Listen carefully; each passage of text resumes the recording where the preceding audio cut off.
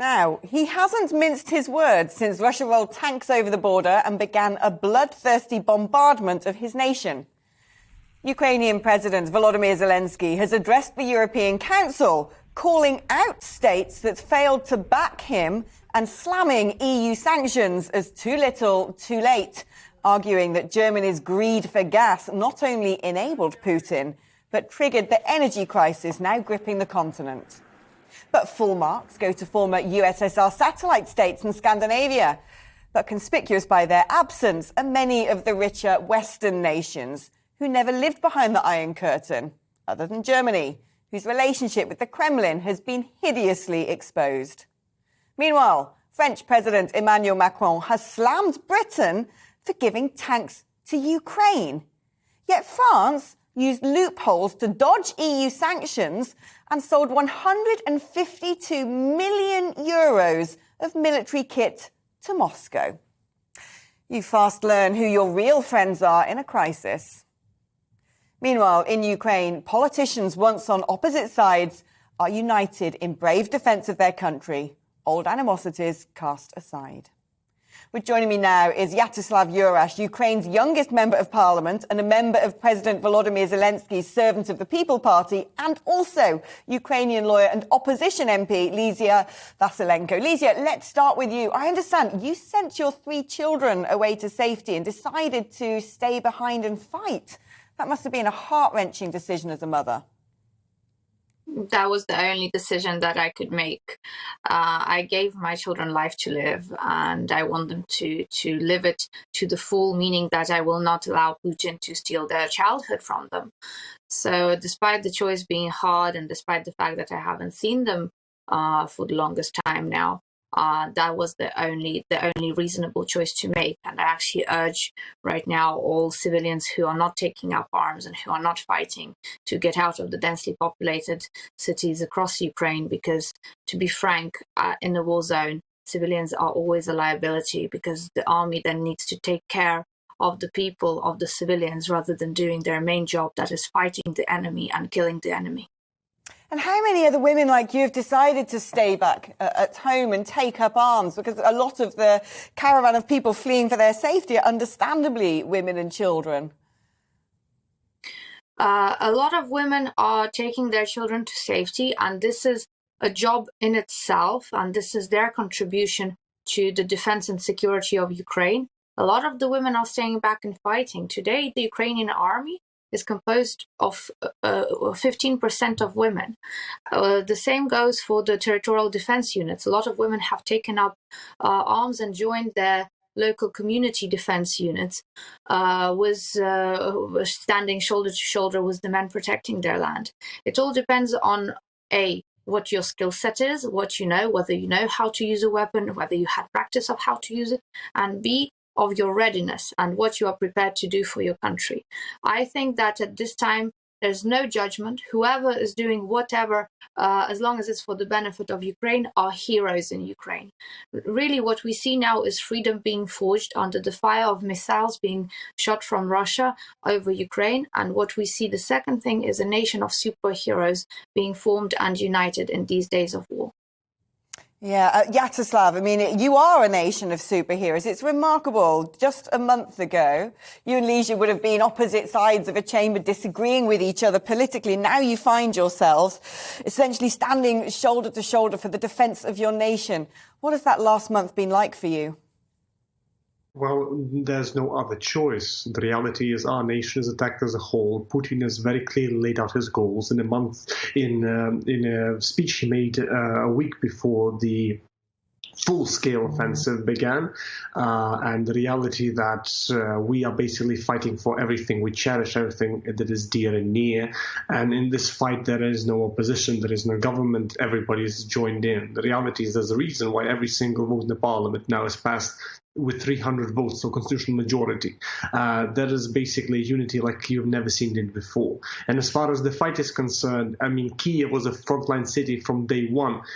They were trying to storm Kiev from the beginning, but they've been repulsed by the efforts of citizens that essentially have taken up arms straight away to show the Russians their place outside of our country. And the point is, for myself and other members of parliament, we've been given a chance to receive the weapons on day one and join the battle. I, since that point, joined Territorial Defense Force, but the reality is bringing various supplies, various needs of various units around Kiev and preparing the defenses as much as we can for whatever Russians throw at us is the goal right now.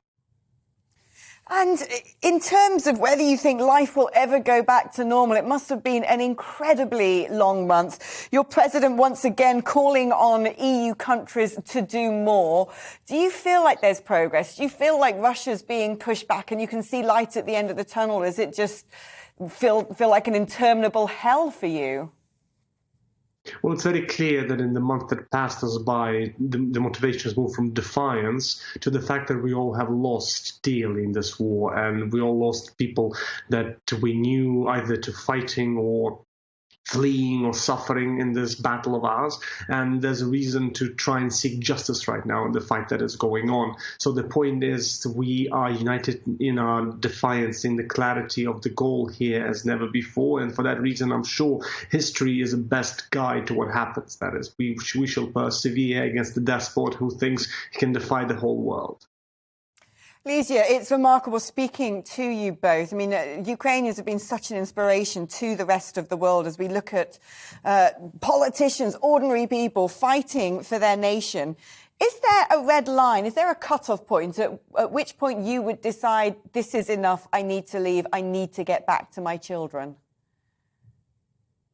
That's a good question. You know, I have honestly not looked at it from that point of view. I mean, Ukraine, the whole nation, the army, we are fighting for our right to exist in this world, and not just to exist, but also to live as a free nation and as an independent state. So with that being said, it's really a fight, a battle until the very last Russian in Ukrainian territory.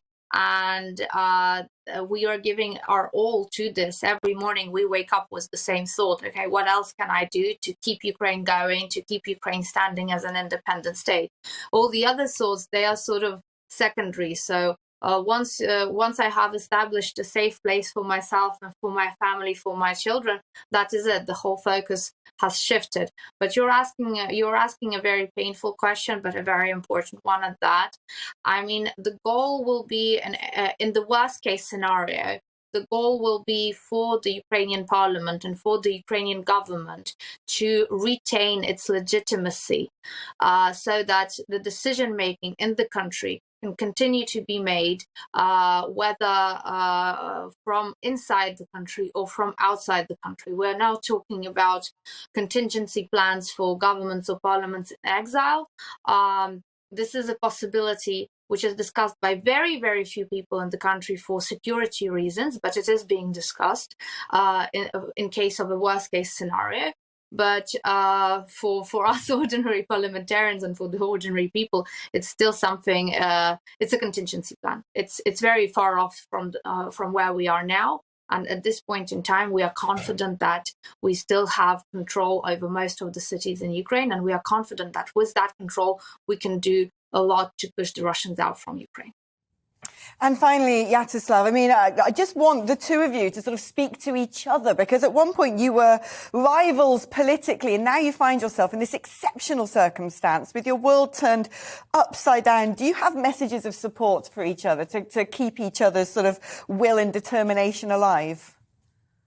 Well, the reality is Ukraine is always united by the need to reform and change in the European direction to bring us closer to those institutions that we are striving to in the West. So the point here, our rivalry, if that was ever the case, was political and in terms of choosing different sides of political battle. But the goal was the same, to bring Ukraine forward to the Western well, the institutions and structures and alliances. So the point here is, I'm glad that both in parliamentary work that is now complemented by the efforts that we are doing here in Kiev. And back to your question about Kiev, I mean, you can see very clearly what happens when vital cities are sieged by the Russians. So Mariupol right now is that example, and we are standing there to the last. So Kiev is the capital of our country, the source of our statehood, the source of our history. So we cannot give up that city, and fleeing here is something that is unacceptable, not just for parliamentarians, but for the president and the entire leadership of the country. We are staying here, we will defend this town till the last.